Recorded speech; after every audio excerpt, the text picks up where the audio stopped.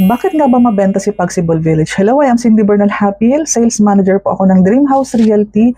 25 years na nga po pala ang aming company. So, si Pagsibol Village po, taon-taon po or every other year, basta meron pong Pagsibol Village na open, Pampanga ngayong taon and Cavite. Pero sa previous years po, may Bulacan kami and meron kaming Rizal.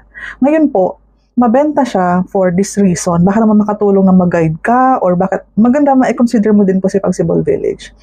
Si Pagsibol Village po is duplex house na may 54 square meters. Kaya po may provision for 2 car park kung kailangan mo ng malaking parking area.